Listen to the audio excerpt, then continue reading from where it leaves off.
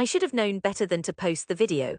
My hands trembled, knuckles pale under the raw studio light as I pressed upload, the half-finished violin gleaming on the bench, tools strewn with a craftsman's absent mind. Maybe somewhere inside I hoped people would understand, maybe a few likes, encouragement from cousins or schoolmates, my mother's good for you, in the comments. I wanted to prove I wasn't wasting my life. It was lunchtime in Nairobi, so the city's dull hum throbbed outside. Boda bodas rattling up Ngong Road, matatus painted in vivid yellow screeching in the heat as conductors barked for custom. My window barely muted the cacophony. The scent of sawdust and resin clung everywhere, mixing with city smoke and the faint rot of mangoes fermenting in a next-door garden. I stood in the soupy air, watched the upload bar creep to completion. How a Nairobi boy builds his first violin, I'd called it, supposed to be a small thing, simple, proud, I was naive. Within 2 hours, my Uncle Paul forwarded a link to the family WhatsApp group. The string of laughing emojis arrived before his text. Our family has raised a Leonardo da Vinci, and then, who will play his sticks? Even the street cats will run. My cousin Martin quoted his jokes in our old neighborhood group. My neighbor Charlo, famous for being loud and crude, sent a voice note that ricocheted up and down Mburu Street. A violin in Nairobi, now I've seen everything. Will you hire an Mzungu orchestra, or will you record traffic with your strings? Within a day, it was everywhere. People mashed the clip into TikToks, overlaying soundbites of goats bleating, matatu horns blaring, or those awful acoustic guitar stock sounds. Hashtags trended, violin boy Nai dreams, musikiya udaku. Strangers messaged me with recommendations to try real jobs, night security, insurance sales, anything else. Even my mother, who'd always believed her shy, careful son could find happiness with wood and glue, started sending me job listings at supermarkets.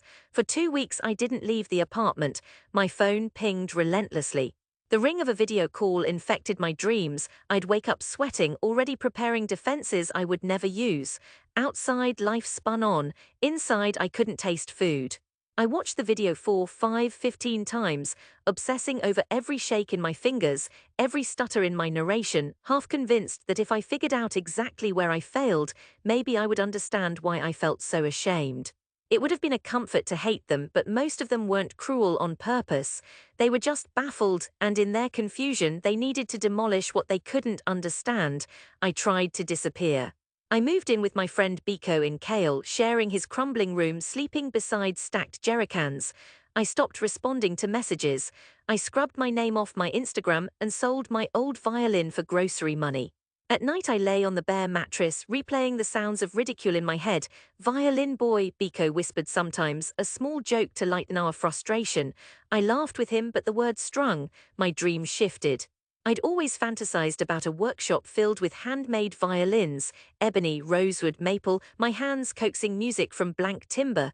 Now I just wanted to learn a trade, something they couldn't laugh at, like plumbing. The old me felt childish, wasting rent on spruce, sanding until midnight for a future no one believed in, but I missed it.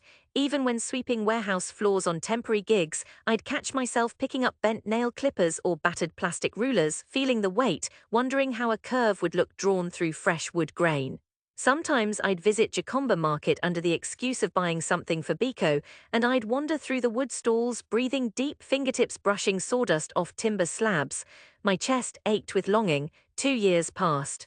Nairobi changed partners, rains, dry season, elections, blackouts. My hair grew wilder, my hands gained new scars, yet the ache never left.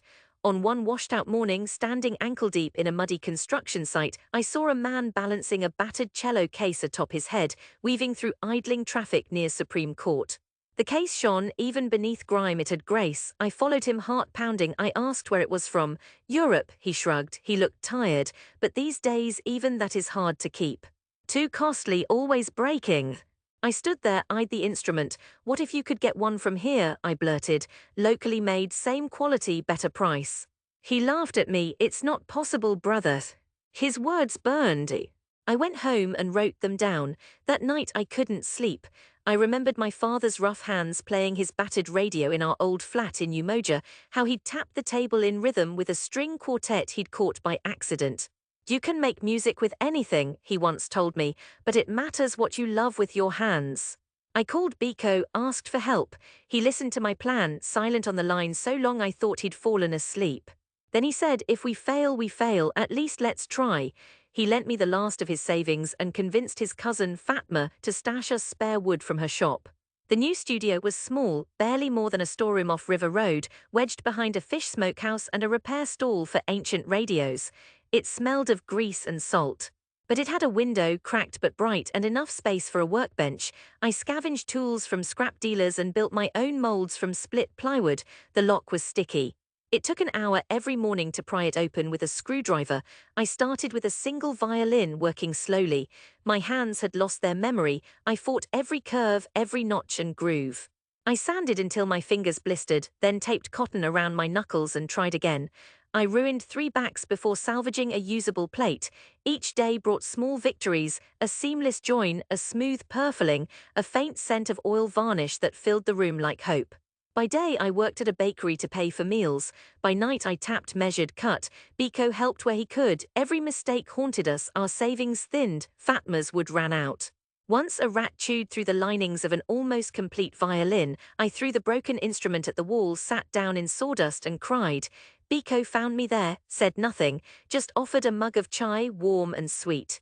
I forced myself awake, forced myself to try one more time.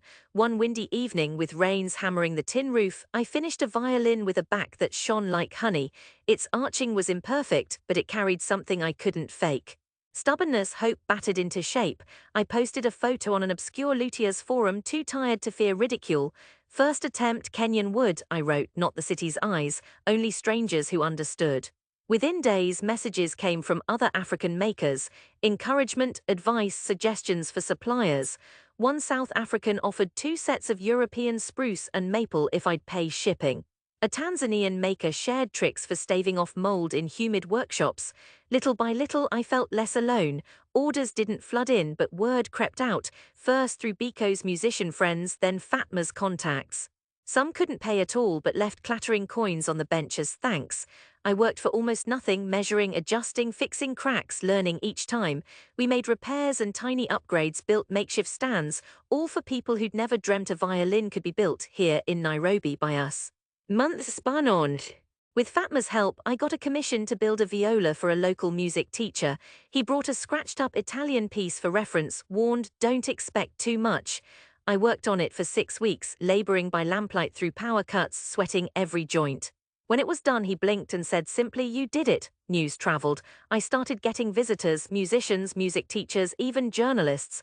They came as skeptics, left with questions, sometimes with shy admiration. But family, community, they were silent. Old friends never stopped by. My uncle's WhatsApp group quieted. Martin never tagged me. It messed with my head. My successes, so hard-won, were invisible where they mattered most. For years, I nursed that old wound. I told myself their opinions didn't matter, yet the ache didn't fade. Recognition from strangers couldn't replace love withheld by those who'd once cradled me as a child. The turning point came when the local symphony, still young but ambitious, asked if I'd consider building a cello for their principal player, a commission with a deposit. I'd never made a cello. The challenge was immense, terrifying, but I agreed. The cello took almost 4 months, Kenyan jacaranda for ribs, imported spruce for the top. My workshop ballooned with discarded pieces, failures, almost close calls. I nearly gave up twice, once when a novice assistant snapped a plate, once after a fire in the next building filled our studio with choking smoke. Through it all, I worked. Night after night, my shirt glued to my back, I coaxed the curves into place, fingers aching. On the final day, when the varnish sparkled and the bridge stood proud, I felt something shift inside. In the silence of that cramped, stinking studio, sunlight reflecting off glass, wood shivering under my palms, I realized I had built more than a cello. I'd built myself up from ridicule and grief and isolation. I belonged here. Maybe finally, I had a right to forgive the world for not seeing that sooner. The symphony's performance fell on a chilly Saturday in August, set in the new amphitheater nestled along Uhuru Highway, a wide, gentle bowl that magnified sound into a clear, impossible brightness. They'd made much of the local cello, even printed my name in little gold letters beneath the principal in the program. It should have been enough. Instead, I sat in the back, tucked away among rows of folding chairs, scanning faces in the crowd. Near the middle, flanked by relatives and local dignitaries, sat my Uncle Paul, my mother, thin and elegant, squeezed in beside him, pursing her lips anxiously.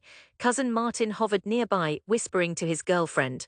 Charlo, my old neighbor, clutched a plastic Coke, his booming laugh causing heads to turn. They had come, whether out of curiosity or obligation they were there. I stared so hard my vision blurred.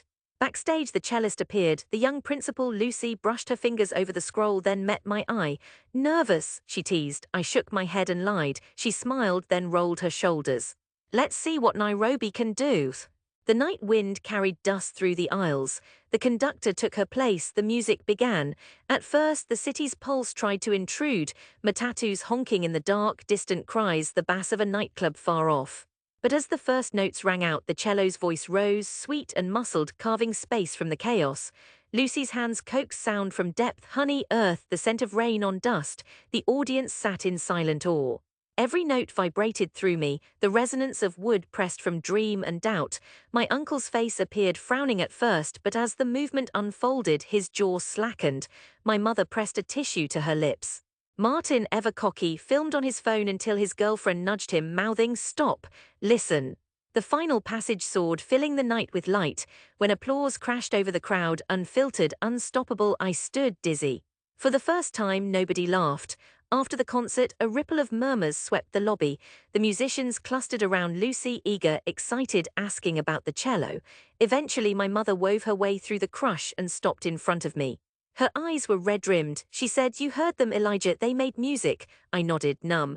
Uncle Paul waited behind her, silent for the first time. He reached out, a large, uncertain hand, and clapped my shoulder. "I am proud," he said, not meeting my eyes. "I was wrong. You did something no one expected." With effort, he managed a crooked smile. "Even me." Martin's phone hovered, filming discreetly, but he said only, "That was cool, bro." Behind him, Charlo grinned, teeth white in the dim. "Next you'll make a guitar for Salty Soul, eh?" I laughed, more a gasp. The pain in my chest loosened just a little. The days that followed blurred. Journalists called. Students from schools in Mathia knocked at my workshop, asking to watch, to try. A radio host invited me on air to talk about Kenyan craftsmanship in the arts. New commissions arrived, orders I could not fill alone. Fatma's cousin built me a better lock for the studio. Biko insisted we paint the door a wild blue, bold, stubborn, impossible to ignore. There were still skeptics. Some relatives never spoke of my work. Some in the community still said it's only because he had connections, or he was lucky. But when a young violinist from Kybra scraped out her first broken notes on an instrument I shaped, and her joy filled the sweaty classroom, I remembered what mattered. Rebuilding wasn't the victory march Instagram wants you to believe. Most days were small, sweaty, filled with doubt, but I no longer needed the world's applause to keep going. The ache of ridicule never vanished completely. It had chiseled itself inside me, yet I learned to live with it, to harvest strength from the old shame, to trust the work. Every so often, I'd spot someone from my past, an old classmate, a neighbor, even a stranger who had once shared the viral video. Their eyes flickered with hesitant recognition, but now, when they spoke, it was gentle. "You're the luthier, right? The one who builds music from Nairobi wood?"